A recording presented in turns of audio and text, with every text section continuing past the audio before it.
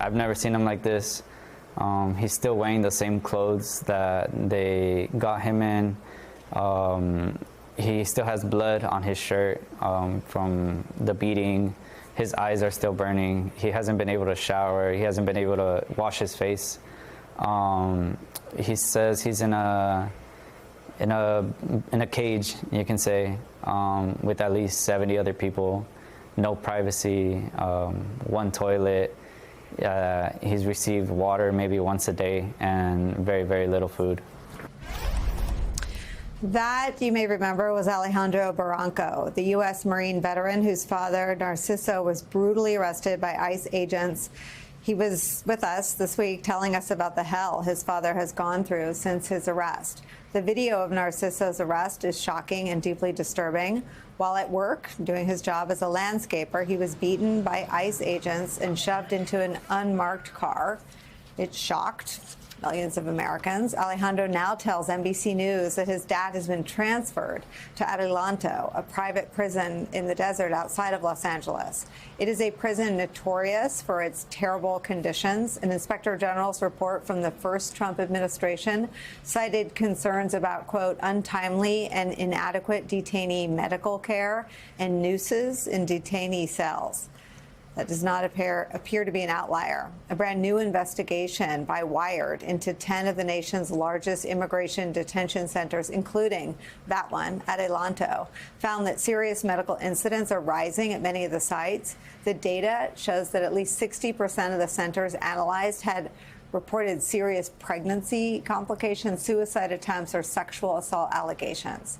Wired obtained audio of 911 calls coming from these facilities. We're going to play it for you, but a warning, they are disturbing. Take a listen. Are you an employee? Yeah, I'm an employee. I'm the nurse. Okay. Tell me exactly what happened.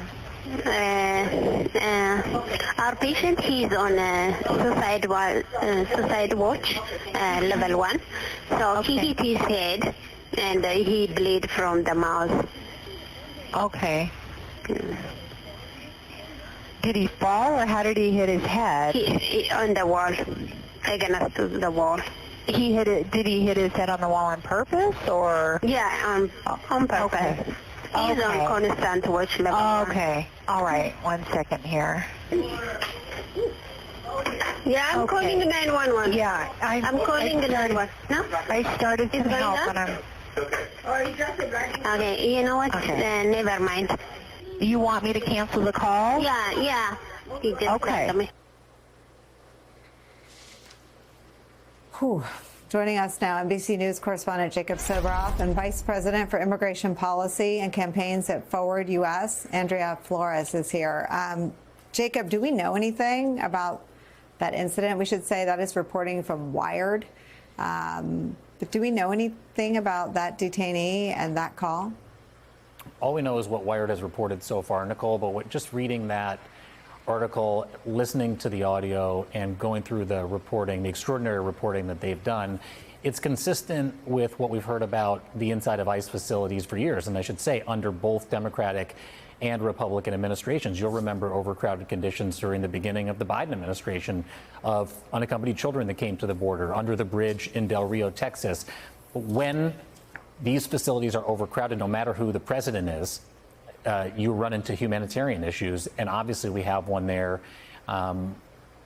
in that audio, horrific audio from Wired.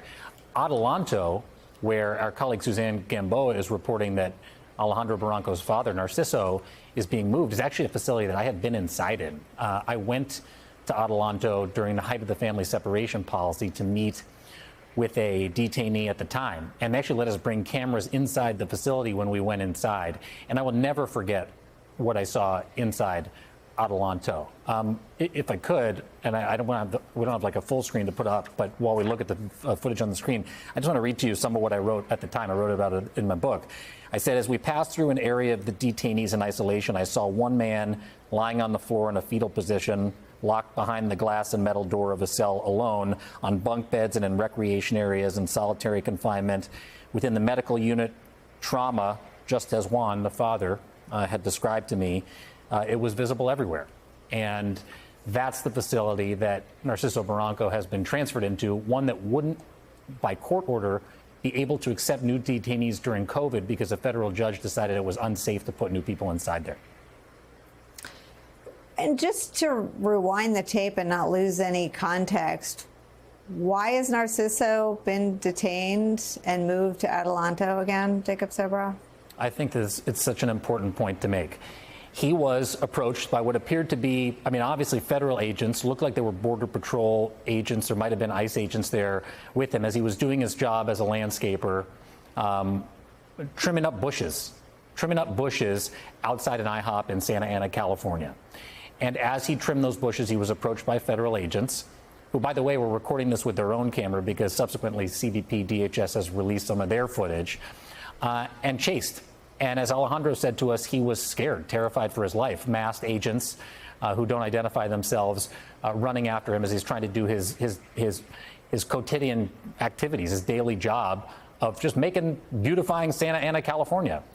And they took him down, and they violently, as you can see in the video, detained him. It looks like they punched him in the face. They pushed him into a car with what appears to be a baton. And DHS alleges that he tried to assault or attack with his weed whacker those federal agents. And I'll let our viewers make up their own mind when they see the video from multiple angles themselves. But what Alejandro has said is he was just running, and he was scared, and he was trying to protect himself. He wasn't trying to hurt anybody. And he is the father of 3 Marines, 1 a veteran, 2 active duty Marines. He's been in this country for decades. That's right. Andrea, 9, 12, and 15%. That's the number of Americans who support detaining people who have American-born children, who are married to U.S. citizens, or who have a job. He checks all those boxes, but has been here for decades, long enough to have 3 sons born in America who would grow up in his house with him as a father and decide to serve their country as Marines. And now he is at Adelanto. Yeah, it's a complete outrage, and it's a complete misuse of every single one of our taxpayer dollars. So, first of all, we need to start talking about the fact that the public is seeing the results of the promised mass deportations. I think a lot of people hoped that they would be maybe targeted towards maybe people with certain criminal convictions, but DHS has released the number of who's in detention. And what you look at is that they're like Narciso, right? They might just have a civil infraction, an immigration violation or a traffic violation. Those numbers are skyrocketing in detention. And what I think every American is thinking about and realizing is if you get a traffic ticket, should you be subject to those conditions that we just heard about, where you cannot even get medical care, where there's not enough staff to ensure that you have food? And what really scares me, Nicole, is the fact that the administration is asking for over $40 billion to massively ramp up these private and government-run detention facilities. So what they are doing is designing a system to detain the people that Americans are very clear they do not support the detention of.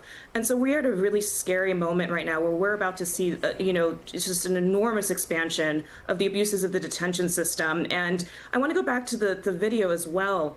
Can you imagine in a community having unidentified law enforcement approach you in that way? And that is happening. I mean, this is one video that we have. And what I think about every day is how many videos we're not seeing and how scary it is to be a Latino American, to be a Black American, to be someone who is perceived to be an immigrant. That could happen now. It feels like it can happen to any of us. And as a former DHS official, the fact that they are unidentified, the fact that they do not have adequate training, the fact that these are some of the largest federal law enforcement agencies in the entire world operating in our communities, I think we're going to see the polling continue to plummet and public opinion turn against us.